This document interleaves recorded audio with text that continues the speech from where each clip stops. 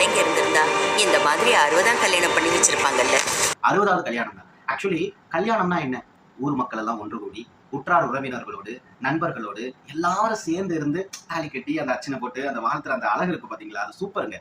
சத்தியமா எதற்காக கல்யாணத்துல வந்துட்டு போட்டோ எடுக்கிறோம், வீடியோ பிடிக்கிறோம், எவ்வளவு செலவு இருந்தாலும் அதற்கு நம்ம வந்துட்டு மணி ஸ்பெண்ட் பண்றோம் இல்லையா? எதுக்கு? பல வருஷம் கழிச்சியும் அந்த வீடியோவை பார்த்து ரசிக்கிறதுக்கு, சிரிக்கிறதுக்கு. ஓ, அன்னைக்கு நம்ம அப்படி நினைச்சோம் இல்லையா, நம்ம அன்னைக்கு அப்படி மேக்கப் போட்டிருந்தோம் இல்லையா, அன்னைக்கு இவங்க தானே நம்மள வந்து முதலா கட்டி அடிச்சு முத்தம் கொடுத்தாங்க, இவங்க கிஃப்ட் கொடுத்தாங்க, இவங்க வந்தாங்கல்ல, அப்படிங்கிற மாதிரி இருக்கக்கூடிய அந்த அற்புதமான ஒரு மெமரிஸ். அப்படிதானே? ஆனா ஓடி போய் கல்யாணம் பண்ணக்கூடியவர்களுக்கு அதெல்லாம் அமையாது. ஏதோ ஒரு ரெஜிஸ்டர் ஆபீஸ்ல போய் கல்யாணம் பண்ணிப்பாங்க, இல்ல கோவில்ல போய் தாலி கட்டிப்பாங்க, அவ்வளவுதான். ஆனா அவங்களுக்கு ரொம்ப ஏக்கம் இருக்கும் மனசுக்குள்ள. ஆஹா, நம்ம இதெல்லாம் மிஸ் பண்ணிட்டோம் இப்ப அப்படிங்கிற மாதிரி ஒரு ஏக்கம் இருக்கும்.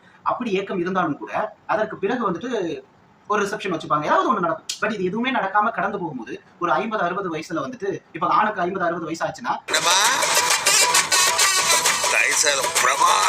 சஷ்டியத்தை பூர்த்தி எல்லாம் செய்வாங்க இல்லையா? அதாவது 60வது கல்யாணம் எல்லாம் செய்யும் போது அது வந்துட்டு யார் பண்ணுவாங்க அப்படின்னா பேரண்ட்ஸுக்கு வந்துட்டு குழந்தைங்க பண்ணி வைக்கிறது. ஆனா இந்த தம்பதியர்களுக்கு குழந்தையே கிடையாது. ரொம்ப நல்லா இருக்கும். அற்புதமான திரைக்கதையை கொடுத்திருக்காரு டைரக்டர் அண்ட் எழுத்தாளர் மிஸ்டர் ஷெரீப் அவர்கள். உண்மையிலே அவருக்கு ஒரு சிறந்த பாராட்டுகளும் கூட.